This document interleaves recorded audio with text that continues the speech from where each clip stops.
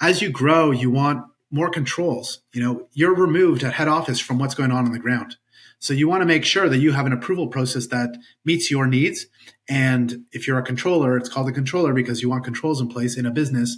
Is Factura allows you to do that and allow you to create your own policies, get it customized to your business, and then allow the system to manage that. So, I could go on with a million other benefits, but at the highest level, Factura solves 4 pieces of the puzzle. It's data entry, so automating that data entry. It's managing the workflow. It's the document storage, and then ultimately paying your vendors. So we can also pay your vendors through Factura. Welcome to Whisking It All with your host, Angela Esposito, co-founder of Whisk.ai, a food and beverage intelligence platform. We're going to be interviewing hospitality professionals around the world to really understand how they do what they do.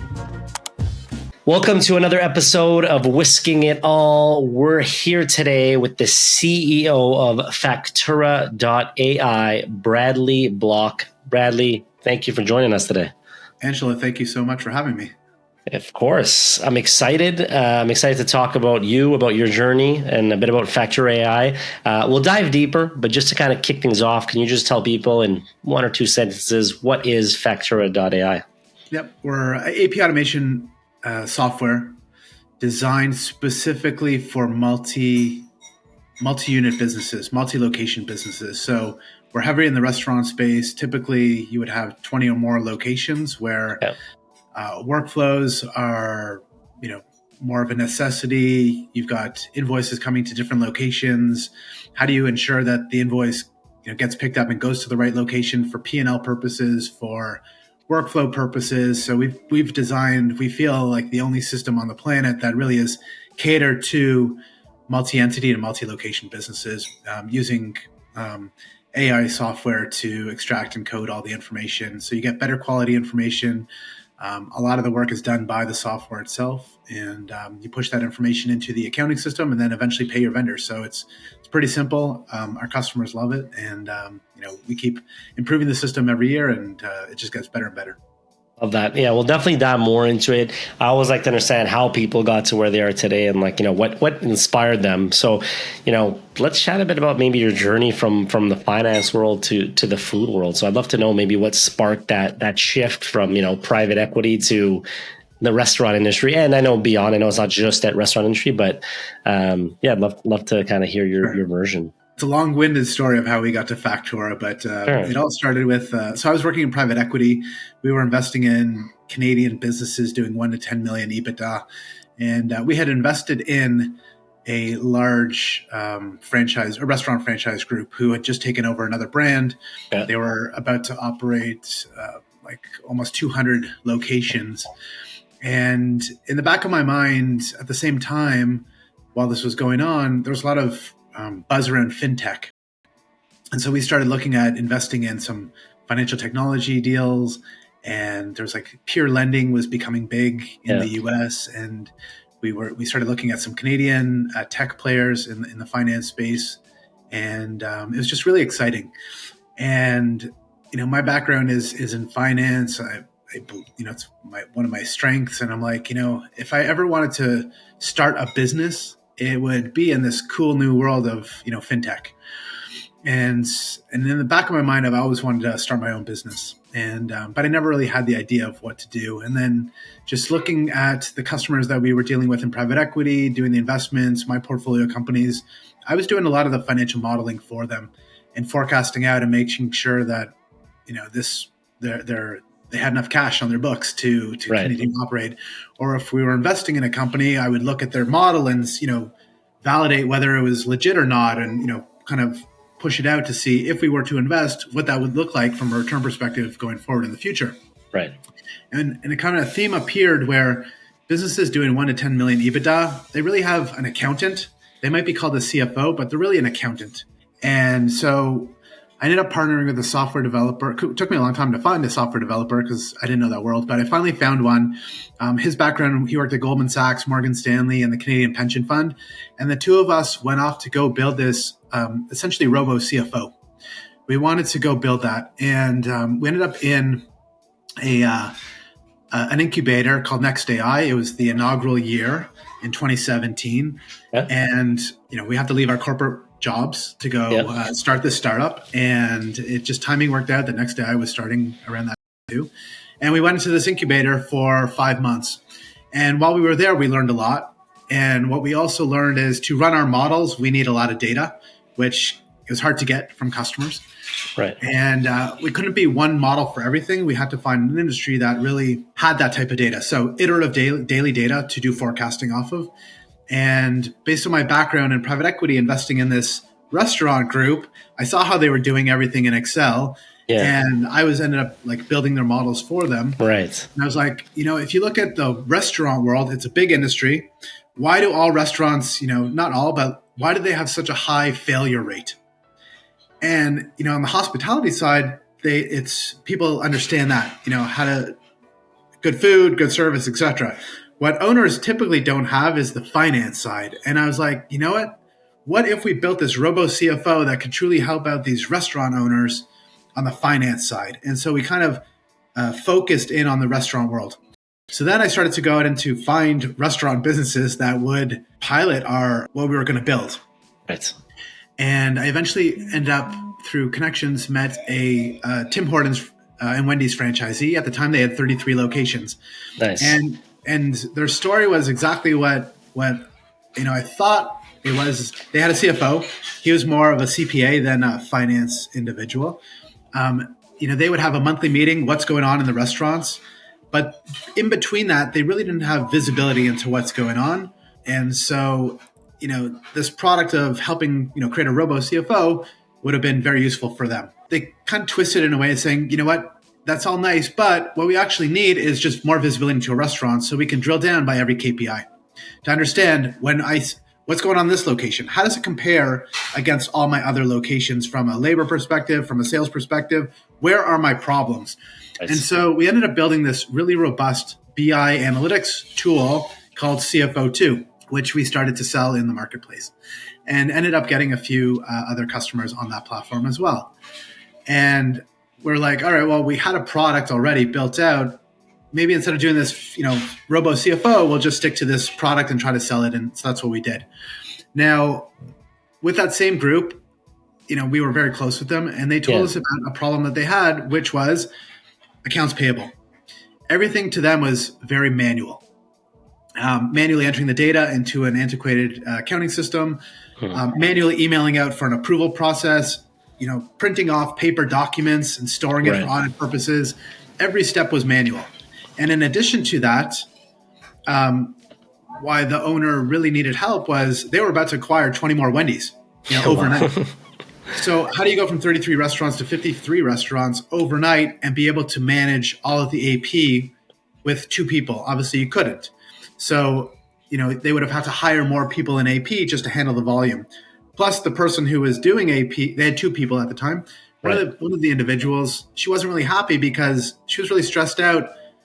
She would email people for an approval and no one would ever email her back. So she'd have to follow up and follow up and follow up. And so she was delayed doing her stuff, not because of her own timing, but because relying on other people.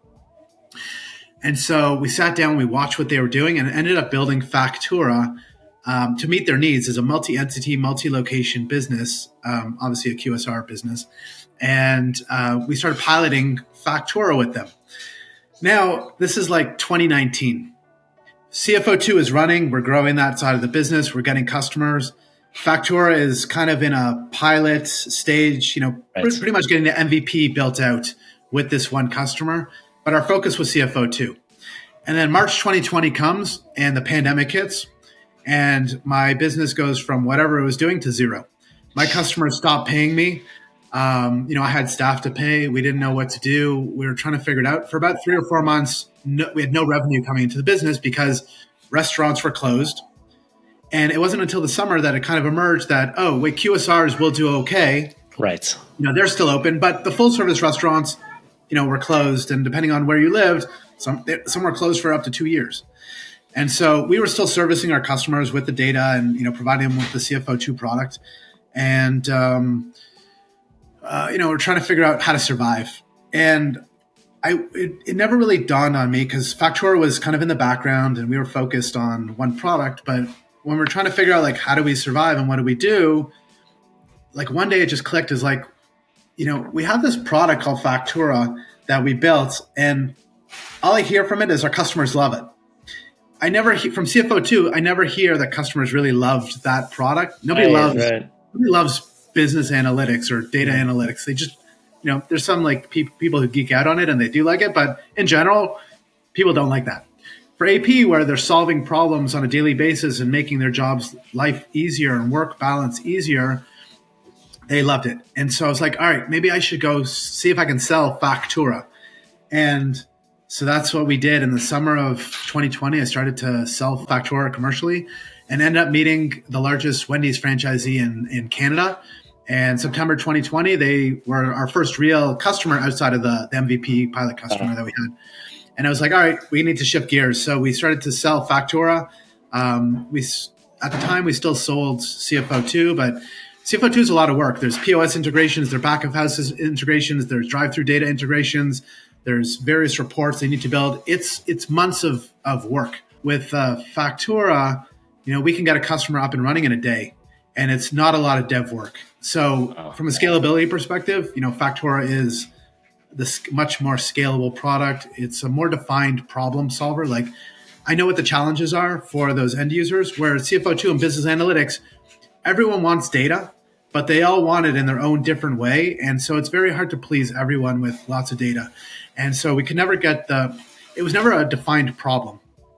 AP is a defined problem. And so that's kind of how we got to Factura. And what we realized in the marketplace, what we realized in the marketplace is there's lots of AP systems out there, but we designed something really unique and niche for multi-unit restaurants or multi-unit businesses, because what's important to them is different than just general AP. When you've got if you've got 100 restaurants, our largest customer today has 273 KFCs. We give you one email address. All invoices go through that one email address. How does no other system on the planet knows to say from one email address, identify where this where this invoice should belong to? Yeah. And it's important because every restaurant has a P&L, their own P&L. And from workflow perspective, how do you set up a business for 273 units in like a day to then manage the whole workflow based on their configuration and their policies? So Factura is specifically designed for that. We excel at that. I can't knock other AP solutions, but we do this better than anyone else on the planet. Our OCR with AI can get line items. It can do store breakdowns. So if you get an invoice from like Comcast and you've got 100 locations on it, how do you extract that automatically out of that invoice? Factura can do it. Wow. And so we've just designed this. Honestly, I use it every day, and it's amazing software. Like it amazes me every day, abilities and how easy it is. That's amazing. You train like an individual in like an hour, and they're ready to process thousands of invoices, no problem. That's really cool. How did you go? I always like to understand, how people will go from their MVP to, something more sophisticated, and that takes time. But in the early days, how did you kind of get that trust? So when you got that, let's say that first client or second client, the MVP will be what it is, a minimal viable product. So how did you go about, giving them the value they need with maybe a skeleton of a product, I don't know if everyone approaches it this way, but we listen very intently to our customers.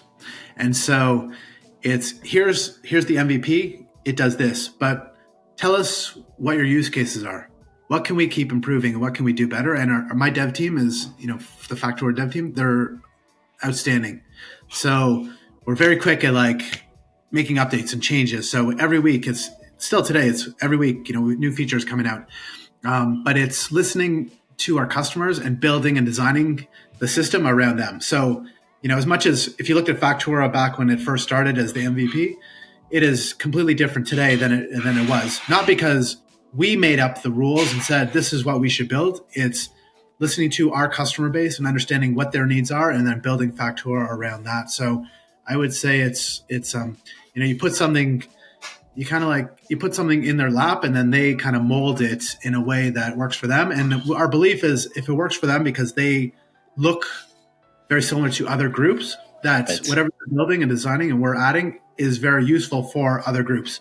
If they say, you know what, we've got a very specific use case that only we do it this way, we kind of shy away from doing that. We're building something for the greater good. Right. That makes sense. And just to get an idea, what are some, I always like to hear some like success stories. So it sounds like you're working with some big groups, like you said, the up to, 270 something venues. So whether it's, a group of, like you said, 20 typically to anything to the 200s, what are the typical wins they get after implementing Factura?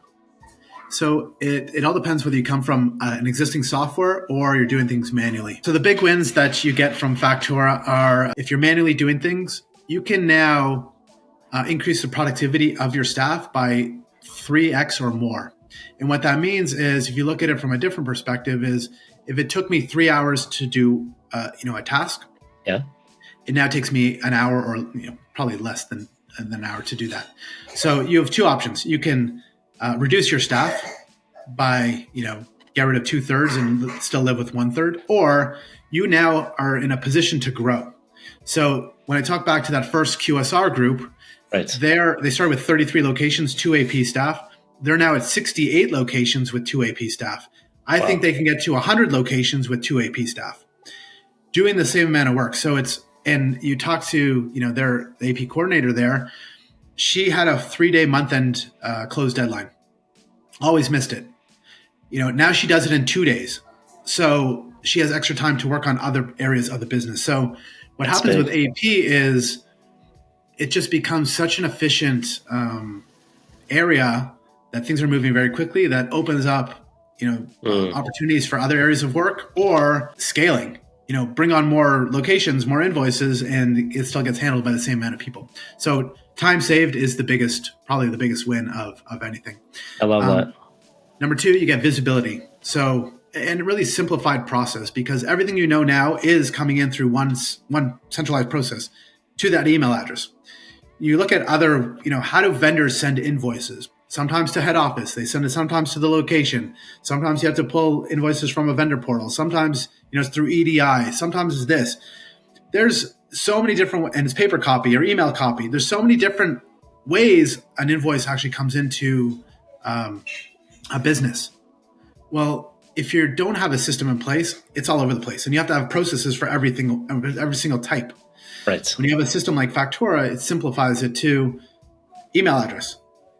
Auto forward your AP inbox into, if it's email. If you get an email, forward it in. If you have a paper copy, scan it, email in. Everything just comes in through that way. And so it's a simple way to ingest invoices, and you have full visibility to know where this invoice came from, who's touching it, when it's being touched, where it is in this, where it is in the state that it's in at that point in time.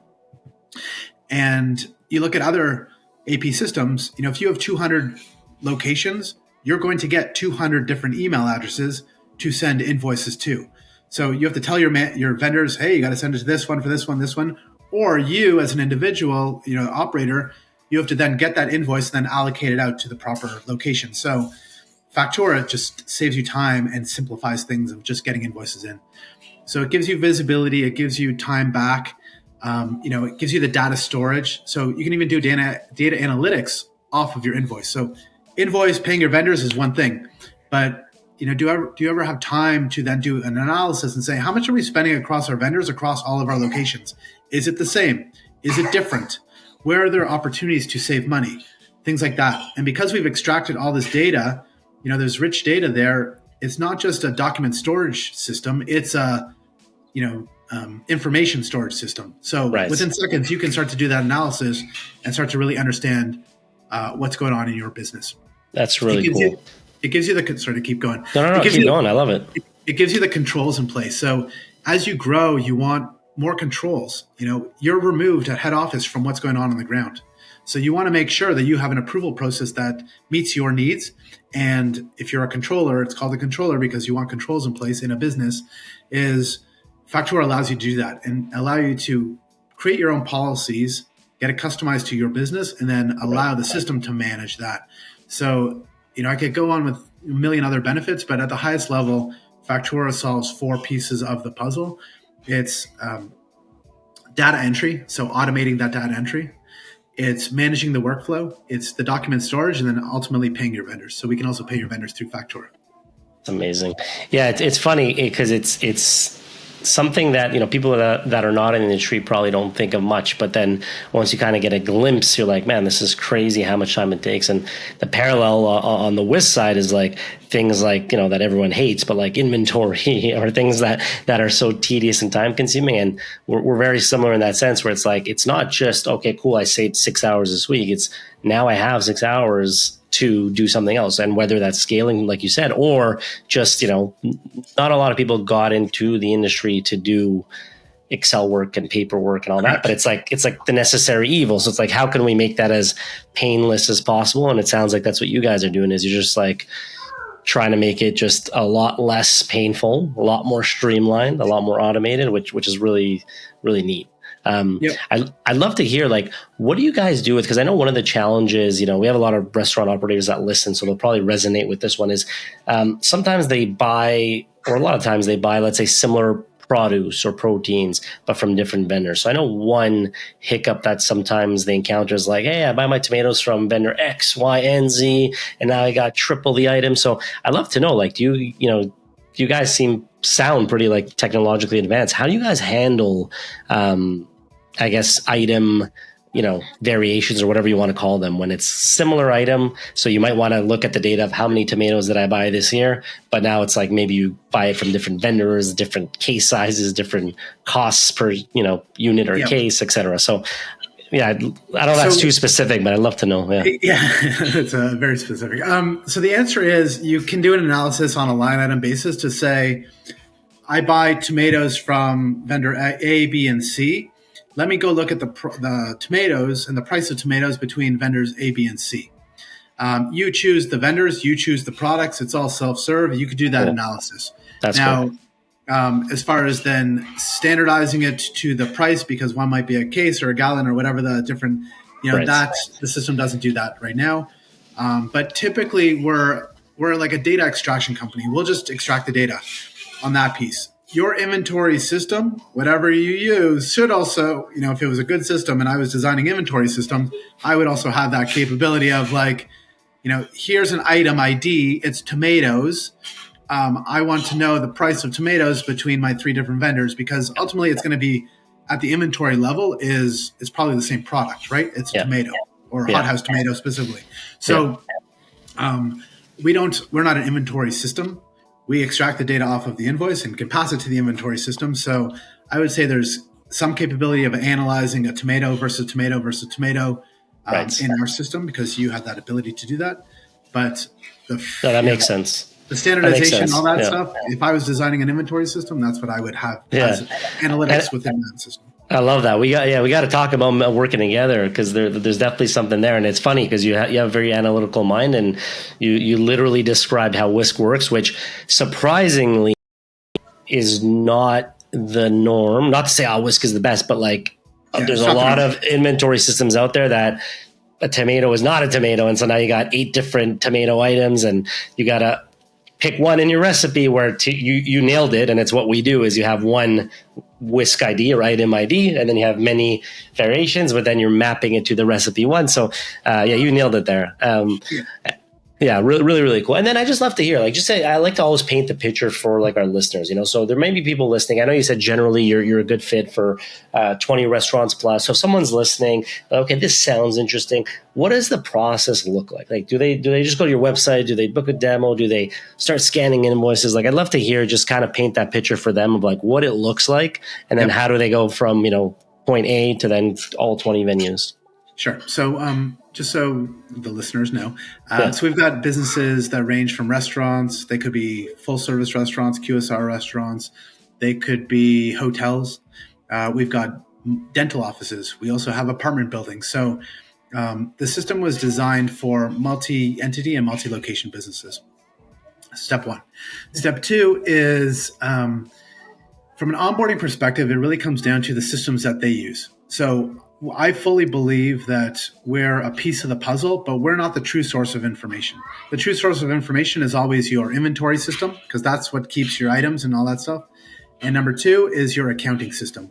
So that's where your vendors live. Your chart of accounts lives. It's there. So we're like an add-on to the different systems. So step 1 is, what accounting system, what inventory system do you work with? And do we have an integration already with it? If not, we can add an integration for those. But if we're looking at API, and it also comes down to the quality or the vintage of these systems, meaning how legacy are they? That's right. Is it cloud-based? If it's cloud-based, great. There's an API. We can get you set up with an API much faster than we can without the API. And it's not that there's just more work, because we have to get information out of a system, put it into our system, and then same vice versa, as take information out of our system and put it into that system through typically CSV files. Right. So that's step 1. But once we figure out, what your needs are, we gather really a few data points. All your location information, so the entities, the addresses, etc. We get your chart of accounts, we get your vendor list, we get the terms of your vendors, and you give us what your policy is for your workflow. Now, with that, we can set up your profile. Typically, we get it today, you'll be up and running by tomorrow. Oh, wow. Now, if you're integrated into like an API-enabled accounting system like NetSuite or Sage Intacct or QuickBooks Online, there's different processes of adding us and getting connected to your account. They all vary, but it's pretty simple. Sometimes there's a form to fill out or, settings to fill out. Sometimes it's logging in through our platform to get into the other platform. But essentially, once we get web service access to these other platforms, you're live pushing and pulling data from each of the systems. Typically, turnaround for like an API system is a day or 2. To be onboarded, you can start throwing invoices into the system. It'll work. Obviously, you need to be trained on how the system works, which we provide the training. It's super easy and super quick. And if it's a system that we haven't integrated with, then obviously there's more work to do that integration, which might take weeks. Typically, it's weeks to get that done. If it's an older system where it's just a CSV file, you give us a day or 2 and we can mimic what that format is for that CSV file, and you can import it, export it, etc. So it's pretty quick from that perspective. But that's really it. It's just systems up and running, you're training it, and within a week you should be live. Obviously, the larger groups like to test it out. They want to see the workflow works and they want to do that. And pilot in one location maybe, and that's roll right. out. Yeah. So that's up to them as how they want to roll that out. Right. But if it was my restaurants and I had 20 restaurant locations, like tomorrow I could be set up and off to the races I am. And that's awesome. That's awesome. And I know you mentioned generally you do well with the more complex, or I should say multi-unit locations. Is this also like a fit if, I know ideally 20 plus, but like if a single venue location is listening to this, is this something they could use? Or generally you're like, when it comes to single venue, we're too advanced or too pricey or too is there still a fit there or not really? So it comes down to the number of invoices then. If you're a single venue, like, I don't know, you have a hotel and you're processing 1,000 invoices, we're probably a good fit for you. Got it. If you're a restaurant and you're doing 50 invoices, we're not a good fit for you. There's other AP solutions out there that really cater to SMBs, and it works. And the reason for that is not because a system could work for you. There is a minimum price that you'd have to pay, and it just economically you wouldn't want to pay what that price is. But also, you don't need a lot of what we do. You don't need the workflow typically if you have one location. You don't need the address matching because you have one location. You just don't need such a robust system for your needs when you have one location. So my recommendation would be, find that other AP solution that works for one restaurant. That's why it typically is around 10 restaurants in the 10 locations in the restaurant space. Is now you're getting up to volume. Now you're getting up to workflow needs. Now you're getting up to different needs. Even graduating from a QuickBooks Online into a more mid-market level accounting system. Right. That makes sense. That's just where we kind of sit today. I love that. And it's funny. I think I read online that You mentioned saving trees is one of the benefits of Factura.ai. I'd love to learn more about that. Tell me a bit more about how you guys are saving trees. Well, if you think about it, for audit purposes, you have to keep invoices for 7 years. And so the old way was you have to print it off, you put it into a filing cabinet, and it's going to sit there, collecting dust. Right. You don't have to do that anymore, because once it's either emailed in straight into the system, or if the vendor does provide a paper, you scan it, but that's it. There's no extra paper that needs to come out. The other piece is sometimes, imagine you were manually sending invoices for approval. So what do? You email someone, you got to approve this invoice. What do? They print that out. They then sign that paper, scan it, send it back in for you to then print it out on your side to then file it away. So if you think about it is, I can't save all the paper because vendors still, drop paper copies off. But if they didn't do that, there'd literally be no paper copies of these invoices. It's all super digital. Interesting. That's funny. I wonder if you guys could even gamify that and just show an account like how many trees they saved, with some rough math on based on these many invoices you've saved, 700 trees this year. Yeah, I did once look it up, and it was I think either one tree is 10,000 papers, pieces of paper, something like that. Got it. So it's something it's either 5 or 10,000, I forget, but it's that's what you get out of a tree. So if your one business has saved 10,000 individual pieces of paper for the year, you've literally saved one tree. That's awesome. I love that. And let me ask you this: looking ahead, kind of, where do you think that intersection of tech and restaurant / or restaurant industry is going? Right? Are there any trends or maybe innovations that you're particularly excited about? In just general restaurant? Yeah. So I think if you look at the general restaurant, I think robotics is probably going to be the biggest tech change for these restaurants. Is labor's getting expensive. Depending on which state you're in, like California, they've got new rules. It's getting even more expensive for certain labor. Right. And at some point, unfortunately, the robots work out well from an investment perspective. So I think, if they're not already here, which they are, and, you started, is you're going to start to see more and more robotics do a lot of the, back of the house stuff that it's hard to find labor to do it. And if you can, what do you have to pay these individuals? And so that's what, you look at the Flippy of the world, the one that's, I forget who, I think it's White Castle has a Flippy, and it's helping, helping automate a lot of the steps and processes that, you can't find human labor to even do. So I think that's a big thing that you'll start to see. I think, just the pandemic and the way people buy has changed. It's all mobile orders, drive-through orders. So the footprint of restaurants obviously don't have to be as big from a QSR perspective. I think you have to have that experience. I think, if you're going to have a full-service restaurant, it's one thing to have food, but it's got to be just on the experience itself. That's what drives people to come back. Obviously, that's not technology, but I think everyone's looking for automation everywhere. Where they can. That's why robotics will probably be the biggest thing. You look at it from an accounting perspective, a lot of groups in the last couple of years have upgraded to more of a cloud-based system to allow for remote work, to allow for just their growth, how they scale and visibility. And so we kind of are along for that ride as well from a finance perspective is, when you upgrade to a new accounting system, you also typically upgrade your AP process. Yeah. No, well said. Yeah, no, I think the robotics makes a ton of sense, especially like you said in the QSR space, and whether it's direct replacing or to your point, maybe just more output. So maybe instead of 3 employees, you need 1, but they got the help of machines. But it's interesting. Yeah, you mentioned the Flippy. I think there's that Chipotle.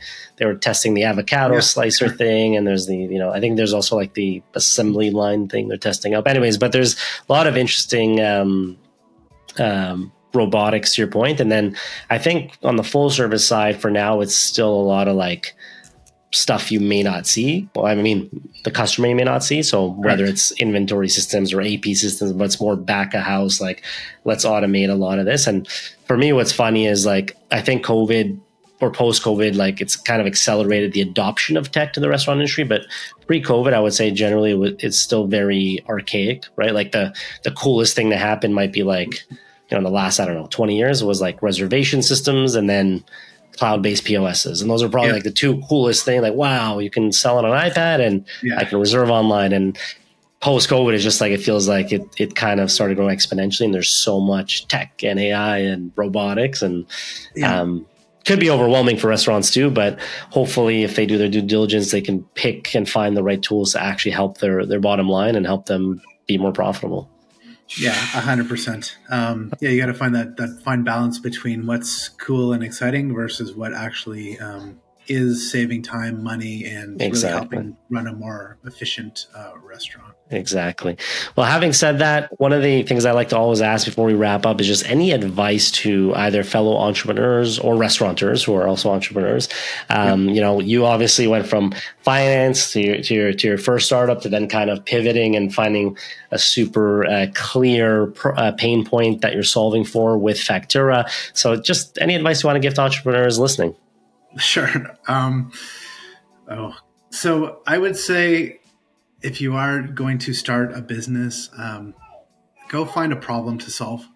I think we did it the opposite way of we were going to go build a product and then tried to find customers that, it's like Field of Dreams. Like if you build it, they will come. And I don't think that's the right approach to building any service or product.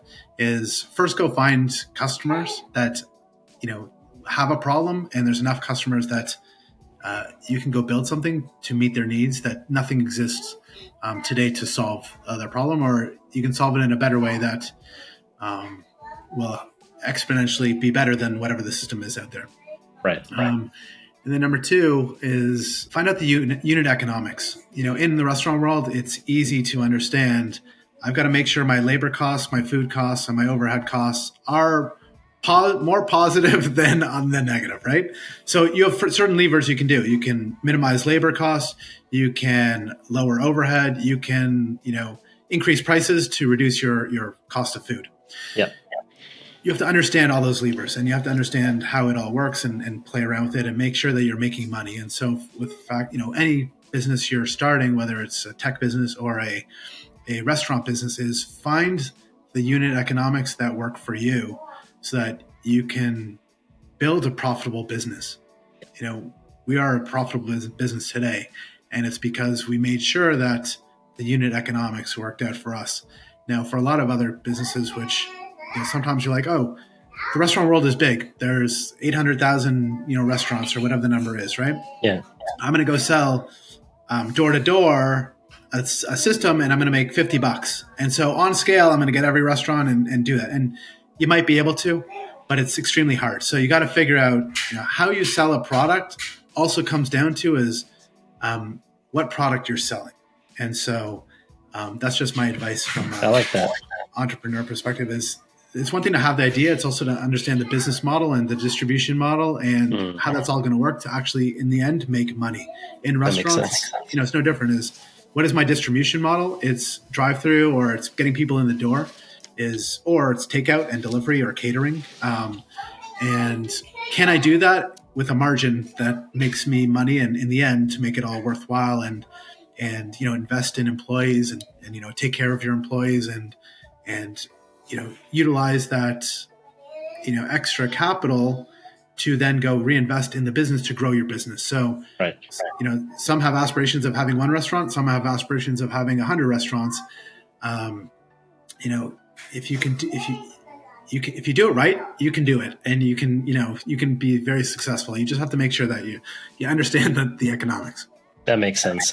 And last but not least, I'd love to know just what's next on the horizon for Factura. Is there anything, whether it's upcoming, features or partnerships or anything you're excited about, I'd love for you to just share and then just wrap up with plugging away how people can reach you and reach Factura. Sure. So things that we're working on today. So if you look at AP what we do today is accounts payable. It's really on the invoicing side. But if you look at a business, that spend on AP is just a small portion of their spend. There's also payroll, which, we don't want to touch payroll, but that's another piece of spend. But then there's also the other spend. It's employee spend. If they go to Home Depot and they buy lumber, or they did, bought whatever, is how do you manage the expense management and spend management of your business? And so we want to enhance. We have a very simple solution today, which takes receipts, and you can push that information to the accounting system. But we want to enhance that to make it on par with the other systems out there today that do expense management. And so we believe that we should have a solution for all spend that happens outside of payroll. And so that's what we're going to build for the rest of the year. We're also working on how do we enhance our data extraction capabilities. So we are going to look at other technologies that have come out in the last little while, like generative AI. Is we use OCR with AI. It's learning, it's understanding. How can we use a totally different model, validate the two models together, and make sure that you're getting better data extraction out of the end? So that's something that we're going to work on this year. We're at 90% plus of your data extraction, but how do we get it to 95%? Right. And so it just helps. We always fully believe that a human should be in the loop on your side to review and make sure that the data is correct. We never want to fully replace, the AP team. That's never our goal. But it's how can we just help them out and make their lives a lot easier. So I'd say those are our two big projects for the year. We're working on a few other things like listening to our customers, always listening to our customers, right. Building things out like a statement reconciliation. We have a very simple statement reconciliation today. How do we enhance that? How do we make it more user-friendly? And so it's something that keeps coming up in calls is, do you guys have a statement reconciliation? And the answer is, yes, we do. But, I think we need to improve on that. So it's little things like that we're just going to make the system better and better and handle our customers and the use case for our customers that, if you're a multi-entity, multi-location business, we want to be the best solution out there for you. And I'd say over the last 4 years since we've had our product, we've more recently started to become well known for that, and I think that's going to be our mark in this world. And that's why we're helping over 2,000 locations today using pure software. That's the other thing that I didn't mention earlier is a lot of the times we've got other AP solutions. It takes 12 to 24 hours for them to turn around an invoice. So you're waiting. And the reason for that typically is they have humans doing the actual data entry. It's software, but it's humans. Right. So ours is all technology. So invoice comes in 30 seconds later, it's coded and extracted. So you could literally have like a 5-page Cisco invoice coded within 30 seconds and done. Wow. So it's just an amazing solution. That's awesome. That sounds exciting. And so for people who want to find you, this is your opportunity to plug, where they can find you, where they can find Factura. Go for it. So if you go to Factora.ai or Google Factora.ai, you'll be able to find our website. There's a place there to book a demo, or you could reach out at sales, SALES, at Factora.ai, and someone from my team will definitely respond. That's the other thing that I didn't really mention is customer service is really a big differentiator between us and a lot of platforms. And I fully believe, and this is what I say, is you're in the restaurant world, you're a customer service business that sells food. So what am I? I'm a customer service business that sells AP. Is from a customer service perspective, you're not going to find another company that outservices you. From an AP perspective, better than Factura. Is we're attentive, we listen, we are responsive, and we just want to make sure that we fix whatever your issue is, and you're on your merry way to go into the next invoice.